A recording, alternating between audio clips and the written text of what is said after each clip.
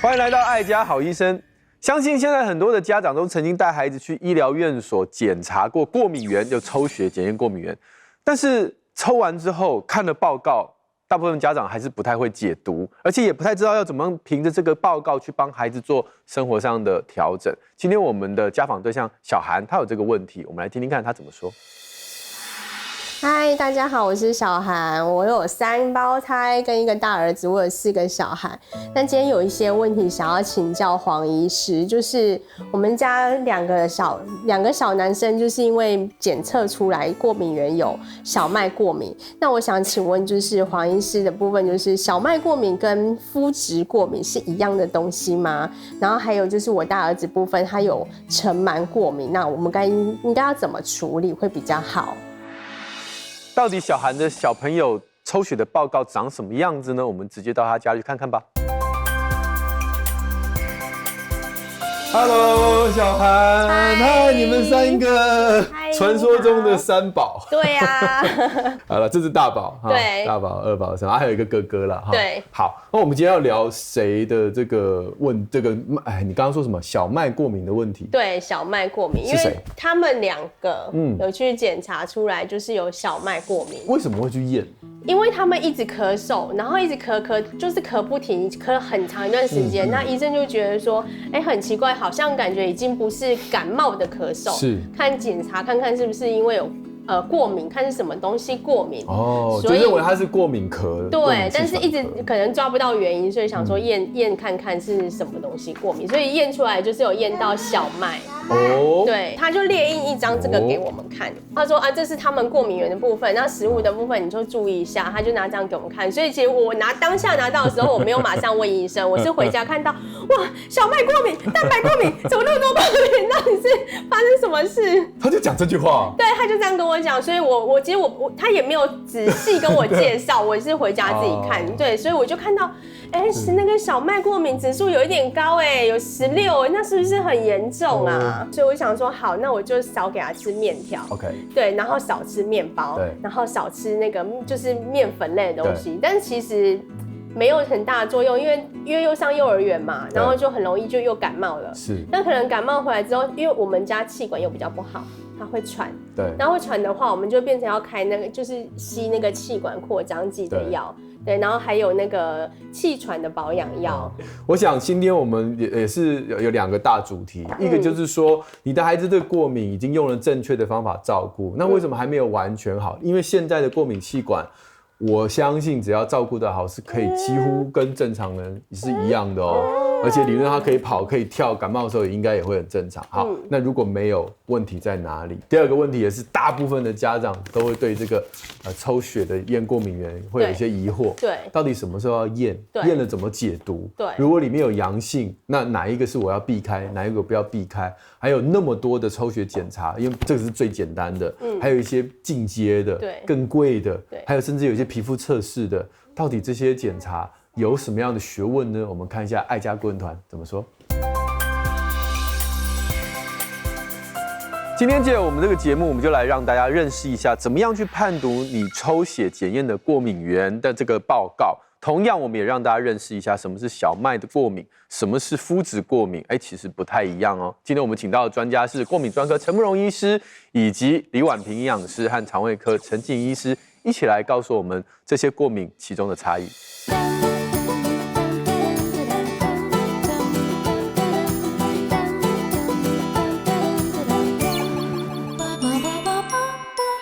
现在因为过敏的小孩特别的多，然后就会发现很多家长说有，我之前有抽血验过过敏原哦，还有很多很高科技的诊所的那个过敏原直接在手机里 App 里，说在这。当然像我们医院是一整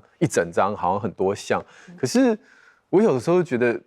这个过敏原抽血检查会不会太过泛滥了？其实我们到底什么时候必须要做？什么年龄、什么疾病？那检查完之后，我们又要怎么跟他解释呢？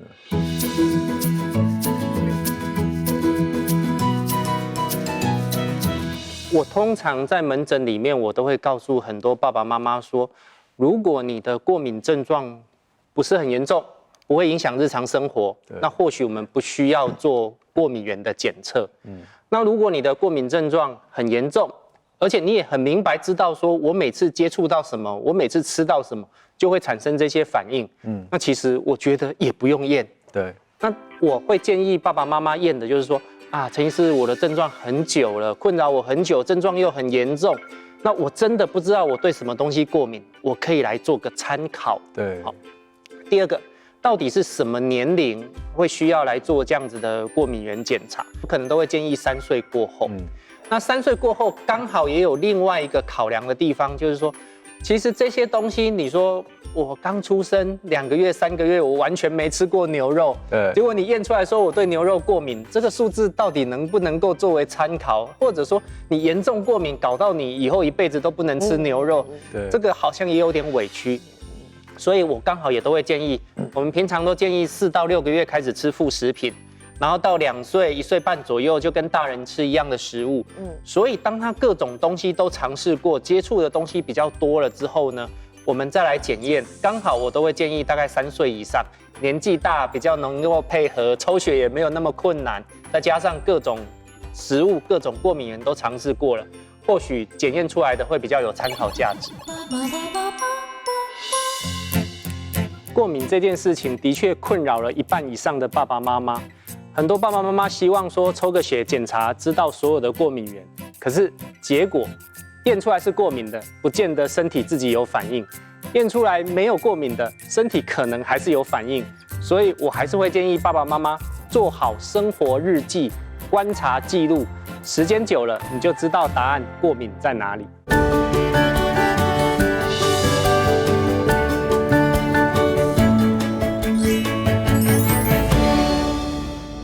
在门诊的时候会有这样的几个线，第一个年龄刚刚讲到3岁，3岁之前验有可能你的阳性的这个报告其实是伪阳性，就是你吃了也不会怎样的，阴性也不代表你就 safe 都没事，你有可能其实是慢慢正在引发出来，所以3岁之前阳性阴性都不代表什么，就只好我们就不要验吧哈。那通常是3岁之后，这是一个比较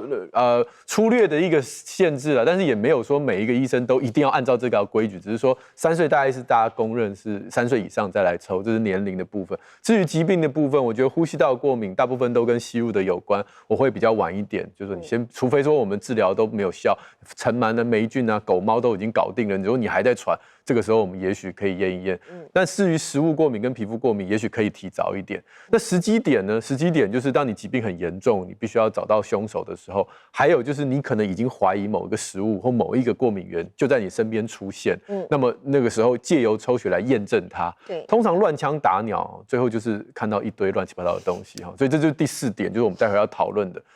就算刚才符合年龄了，符合你的疾病了，那符合那个时机了，可抽出来满江红，看到100项里面有80项是红的时候，你是会有的时候会放弃人生，你想说，这我不是地球人吗？为什么地球上100个东西有80个东西我是过敏？但是你其实不能这样解释，因为这其实背后还有学问，对不对？对。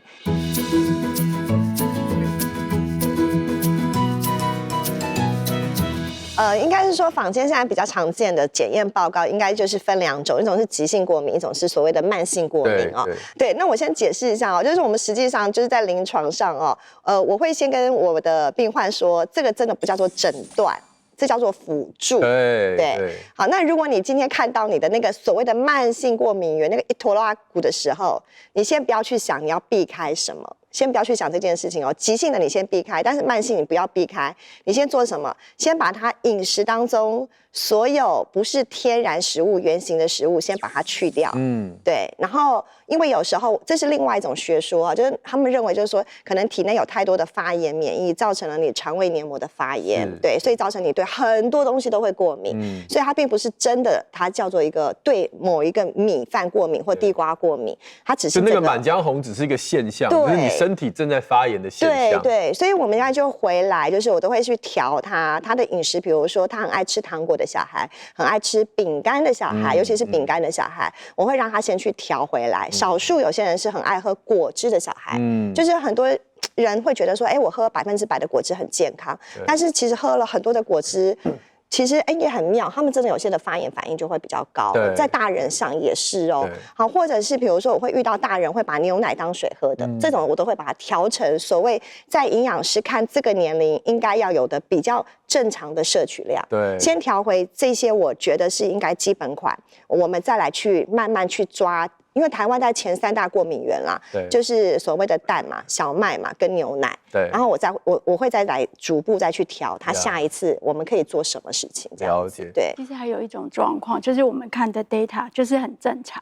可是你临床上面孩子吃了还是不舒服。对，因为我们验的过敏源，比如说小麦过敏，我们只是验它里面，比如说有一个就是麦醇溶蛋白的 IgE， 可是小麦里面还有其他的成分，所以你吃了之后不舒服，其实还是看临床的症状啦。data 只是一个辅助而已。我觉得陈医师讲这个太好了，因为我们刚才一直在着重在阳性的时候，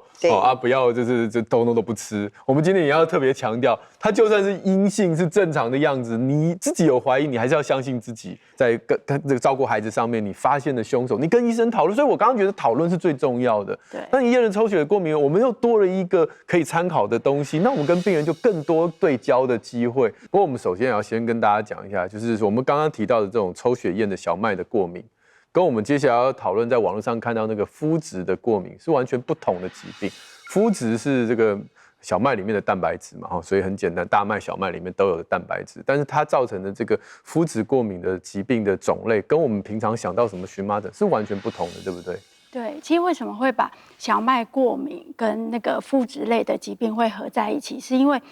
小麦里面就含有麸质，所以当然我们知道小麦过敏的人他是不能吃有含麸质食品的。可是麸质类的相关疾病，其实现在有分成3大类。第一大类就是我们自体免疫方面的疾病，大家应该都有听到有一个疾病名称叫做乳糜泻。它跟小麦过敏不一样的地方是，小麦过敏是急性过敏，所以我们身体是因为就是接触到小麦的关系，就在几分钟甚至几小时之后，开始产生一些急剧的过敏反应，比如说，轻的就是荨麻疹皮肤疹子，或者是一些血管性的过敏，眼睛肿，或者是甚至更严重的是过敏性休克。对，这都是在你摄入小麦之后，大概几分钟到几小时之内会发生。可是这个就是乳糜泻这个疾病啊，它是在我们常年的暴露在这个就是麸质的食品之后，大概比如说几个月到几年的时间才开始会有症状。那它跟小麦过敏不一样的是，它是一个自体免疫的疾病，因为当我们摄取了刚刚说的麸质，它是一个就是结构蛋白，是一个比较大成分的蛋白，所以到小麦就是到我们的小肠里面的时候，其实不太能够消化吸收分解。可是某些人他会把这样子的麸质带到我们的小肠黏膜以后，它有特定的一些基因的关系，身体就认识了它，产生了一连串的自体免疫的疾病。那这时候就是我们身体自己攻击自己，所以我们知道小肠最主要的功能是什么？就是吸收。小肠的那个就是黏膜，它的就是绒毛会整个萎缩，因为被攻击了。那这时候就发生很多的问题了哦。第一个就是我们吸收就出了状况，所以第一个会营养不良。那另外一个就是因为小肠黏膜的细胞受到了一些受伤，所以它细胞等于类似它们保护的城门被打开了，所以很多本来进不到小肠里面的东西，包括一些毒素啊、细菌啊，或者是更多的过敏源，它就是因为这样子的关系，就跑到我们的身体里面。对，那这时候就是开始，免疫反应不会只有在肠胃道，它就开始全身就会有一些状况出来。是。哎，这听起来很严重，对不对？这很对呀，对，所以它其实不常见。我们现在听到的越严重越不常见。对我们现在听到的一些跟肤质相关疾病，其实是第3类，就是肤质敏感。肤质敏感，对，肤质敏感或者是肤质不耐。好，那这个疾病的话，其实它的症状就是有点像乳糜泻的一些肠胃道的症状啊，而且它其实会有更多肠胃之外的症状出现。比如说会头痛啊，还有一些就是其他的一些情绪方面的问题啊，或者有一些口腔溃疡，这些状况。所以这第3类其实它是一个排除性的疾病。我们要先排除掉前面2个自体免疫的问题，还有过敏的问题之后，你又觉得临床上你吃了一些就是肤质含量的食品，你会有不舒服的症状。那当然它也是有一些就是检测的方法可以来参考。请问这样的一个疾病可以检查出来吗？可以做的检查，第一个可以筛检抗体，有一个叫做 TTG， 这个 TTG 是在干嘛？就是当我们的那个就是麸质进到我们小肠的细胞里面之后，它要分解这个麸质的一个酵素然后它产生分解完，就是做了一些化学作用之后，就会变成另外一个东西叫 DGP。所以其实针对肤质的疾病，我们可以验这2个抗体。对，但这不是一般医疗验所可以验到的，对不对？对，在台湾可能比较少见，因为毕竟这一类的疾病在我们东方的社会是最近才慢慢的被重视，就因为饮食西化的关系。对，那另外一个就是，这除了验抗体 screening 之外，如果你有家族史，或者我们可以说有特殊的人，他这个就是有遗传疾病，我们可以验一个特殊的一个基因，就是在我们的那个就是人类白血球抗原上面有一个叫 DQ2 或者 DQ8。如果有这个基因，你验出来是阳性的话，也不表示你就是有这些肤质相关疾病，尤其是也不表示你就是乳糜泻，只代表你的祖先可能是外国人，而且你可能有机会得到这样子的疾病。对，它其实最准的，如果今天不是那种很严重，像如果是乳糜泻，你还有第3招，就是做大肠的切片，小肠的切片，对，看它的小肠黏膜是不是会萎缩，对，然后就是会有特别的一些就是发炎细胞的浸润。但那个太惨了啦，就是我们一般如果没有走到乳糜泻那么惨，只是一般的肤质不耐的话，我想恐怕不管是抽血，因为你也找不太到去哪里抽，然后验这个基因只能排除，又不能这个真正做诊断，所以到最后就是大不了不吃啊。对不对？对，不吃个1个月会怎样嘛？对不对？台湾又不难，你说都只吃米，都只吃地瓜什么的，然后一段时间，然后看看。当您的小孩有一些肠胃道的症状，或者是有一些就是不知名，比如说情绪方面的障碍，那已经寻求过很多医生的诊断，可是没有一个特定的诊断的时候，有的时候也要考虑看有没有肤质不耐这方面的问题。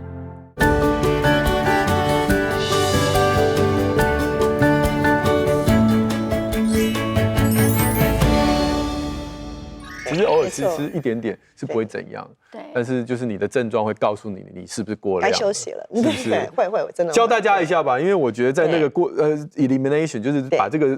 小麦从生活中拿掉的这1个月2个月，其实我觉得家长会有点辛苦。要不要教大家哪些食物是可以取代面粉的？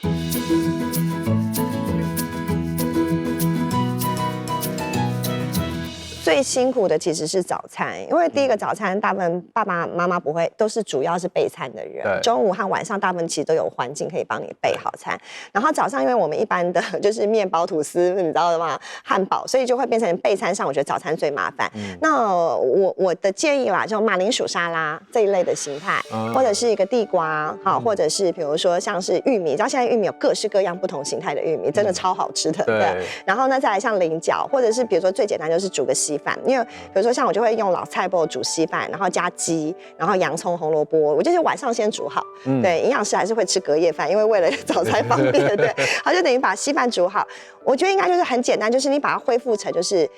我们以前传统的这个文化的米食文化的概念，就像日本人，你看他们早上就是饭嘛，然后加一个蛋，然后加一个味噌汤，加一个青菜，其实还有纳豆。对